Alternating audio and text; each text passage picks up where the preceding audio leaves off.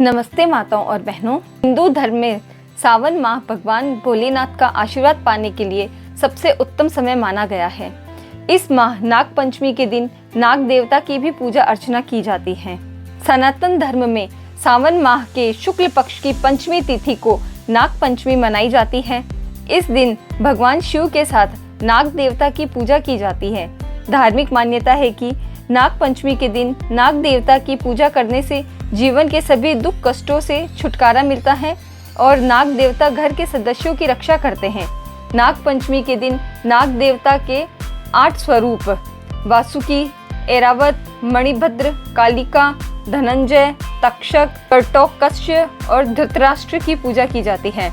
पंचांग के अनुसार इस साल 9 अगस्त को बहुत शुभ संयोग में नाग पंचमी मनाई जाएगी। आइए जानते हैं नाग पंचमी का शुभ मुहूर्त और पूजा विधि। नाग पंचमी कब है? पंचांग के अनुसार इस साल सावन मास के शुक्ल पक्ष की पंचमी तिथि का आरंभ 9 अगस्त 2024 को सुबह 8:15 पर होगा और अगले दिन यानी 10 अगस्त 2024 को सुबह 6:09 पर इसका समापन होगा। इसलिए उदया तिथि के अनुसार 9 अगस्त 2024 को नाग पंचमी मनाया जाएगा। नाग पंचमी का शुभ मुहूर्त। नाग पंचमी के मौके पर सुबह 6:01 से लेकर 8:37 तक पूजा का सबसे उत्तम मुहूर्त बना रहा है। इस दौरान आप भी भगवान शिव के साथ नाग देवता की पूजा कर सकते हैं। इसमें पूजा विधि के लिए आपको नाग पंचमी के दिन सुबह स्नान आदि के बाद स्वच्छ कपड़े धारण करें, शिवलिंग पर जल अर्पित करें और शिवजी की आराधना करें। इसके बाद घर के एंट्रेंस गेट या मंदिर और रसोई घर के बाहर के दरवाजे और खिड़कियों को पुताई करें। इस पर कोयले से नाग देवता का चिन्ह बनाएं या नाग देवता की आप फोटो भी लाकर उसकी पूजा कर सकते हैं।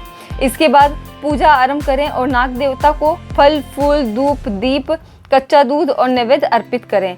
अंत में नाग देवता की आरती करें। आरती करने के बाद नाग पंचमी की कथा का पाठ जरूर करें। संभव हो तो पूजा के बाद दूध का कटोरा लेकर खेत या ऐसे स्थान पर रख दें जहां सांप के आने की संभावना हो। चलिए अब हम सुनते हैं नाग पंचमी की कथा। प्राचीन काल में एक सेठ जी थे जिनके 7 पुत्र थे और 7 के विवाह हो चुके थे। सबसे छोटे पुत्र की पत्नी ज्येष्ठ चरित्र और सुशील थी, परंतु उसके भाई नहीं था।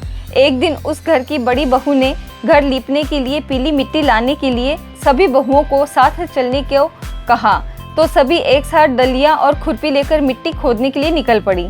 जब बहुएं मिट्टी खोद रही थी तभी वहां एक सर्प निकला जिसे बड़ी बहू खुरपी से मारने लगी।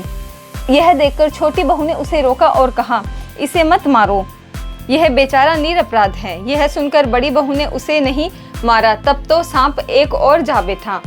तब छोटी बहू ने उससे कहा, मैं अभी लौट कर आती हूँ, तुम यहाँ से जाना मत। इतना कहकर वह सब साथ मिट्टी लेकर घर चली गई और कामकाज में फंसकर सर्प से जो वादा किया था वो सब भूल गई। उसे दूसरे दिन वह बात याद आई तो वह सबको साथ लेकर वहां पहुंची। सर्प अभी भी उस स्थान पर बैठा था, जिसे देखकर छोटी बहू बोली, सर्प भैया नमस्कार। सर्प ने कहा, तू भैया कह चुकी है, इसलिए तुझे छोड़ देता हूँ, नहीं तो झूठी बात करने के कारण मैं तुझे अब तक डस लेता। वह बोली, भैया मुझसे भूल हो गई, उसकी क्षमा मांगती हूँ। तब सर्प बोला, अच्छा तू आज से मेरी बहन है और मैं तेरा भाई, तुझे मुझसे जो मांगना है मांग लो। वह बोली, मेरा कोई भाई नहीं है। अच्छा हुआ तुम मेरे भाई बन गए। कुछ दिन व्यतीत होने पर वह सांप मनुष्य का रूप रखकर उसके घर आया और बोला कि मेरी बहन को भेज दो। सबने कहा, इसका तो कोई भाई नहीं है, फिर तू कौन है? वह बोला, मैं दूर के रिश्ते में इसका भाई हूँ। बचपन में मैं बाहर चला गया था। विश्वास दिलाने पर परिवार के लोगों ने छोटी को उसके साथ भेज दिया। उसने मार्ग में बताया कि मैं वही सर्प हूँ, इसलिए तू डरना मत और जहाँ चलने में कठिनाई हो वहाँ मेरी पूंछ पकड़ देना। छोटी बहू ने वैसा ही किया और इस प्रकार वह उसके घर पहुँच गई। सर्प के घर में धन ऐश्वर्य को देखकर वह चकित हो गई। इस तरह से वो उसके घर में रहने लगी। एक दिन सर्प की माता ने उससे कहा, मैं एक काम से बाहर जा रही हूँ, तू अपने भाई को ठंडा दूध पिला देना। उसे इस बात का ध्यान नहीं रहा और उसने सांप को गर्म दूध पिला दिया, जिससे उसका मुख जल गया। यह देखकर सर्प की माता को गुस्सा आ गया, परंतु सर्प के समझाने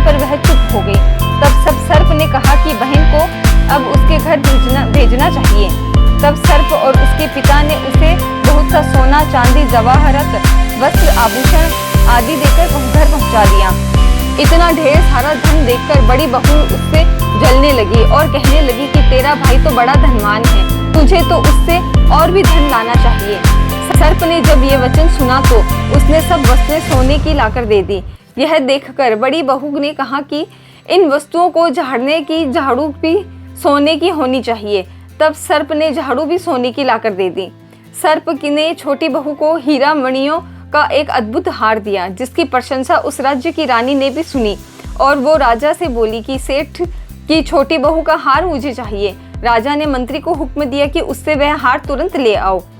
मंत्री ने सेठ जी से जाकर कहा कि महारानी जी छोटी बहू का हार पहनेंगी, वह हमें दे दो। सेठ जी ने डर के कारण छोटी बहू से हार लेकर उन्हें दे दिया। छोटी बहू को ये बात बहुत बुरी लगी। उसने अपने साम भाई को याद किया और उससे प्रार्थना की, भैया रानी ने हार छीन लिया है, तुम कुछ ऐसा करो कि जैसे ही रानी वो हार पहने वह सर्प बन जाए और जब वह मुझे लौटा दे तब वो हार हीरो और मणियों का हो जाए। सर्प ने ठीक वैसा ही किया। जैसे ही रानी ने हार पहना वैसे ही वह सर्प में बदल गया। यह देखकर रानी चीख पड़ी और डर गई। यह देखकर राजा ने सेठ के पास खबर भेजी कि छोटी बहू को तुरंत भेजो। सेठ जी स्वयं छोटी बहू को लेकर राजा के दरबार में उपस्थित हुए। राजा ने छोटी बहू से पूछा, तूने क्या जादू किया है, मैं तुझे दंड दूंगा। छोटी बहू बोली, राजन दृढ़ता क्षमा चाहती हूँ, ये हार ही ऐसा है कि मेरे गले में हीरो और मणियों का रहता है और अगर इसे कोई और पहनता है तो ये उसके गले में सर्प बन जाता है। यह सुनकर राजा ने वह सर्प बना हार उसे देकर कहा, अभी पहन कर दिखाओ। छोटी बहू ने जैसे ही उसे पहना वैसे ही हीरो मणियों का हो गया। यह देखकर राजा ने प्रसन्न होकर उसे बहुत सी मुद्राएं भी पुरस्कार में दिया। छोटी वह अपने हार और इन सब सामान सहित घर लौट आई। उसके धन को देखकर बड़ी बहू ने ईर्ष्या के कारण उसके पति को सिखाया कि छोटी बहू के पास कहीं से धन आया है। यह सुनकर उसके पति ने अपनी पत्नी को बुलाया और कहा कि ठीक ठीक बता, ये धन कहाँ से आया। तब वह स्त्री फिर से अपने सर्प भाई को याद करने लगी। तब उसी समय सर्प ने प्रकट होकर कहा, यदि मेरी धर्म बहन के आचरण पर किसी ने संदेह प्रकट किया तो मैं उसे खा लूंगा। यह सुनकर छोटी बहू का पति बहुत प्रसन्न हुआ और उसे सर्प देवता का सत्कार किया। कहते हैं उसी दिन से नाग पंचमी का त्योहार मनाया जाता है और स्त्रियां सांप को भाई मानकर उनकी पूजा करती हैं। नाग देवता की जय।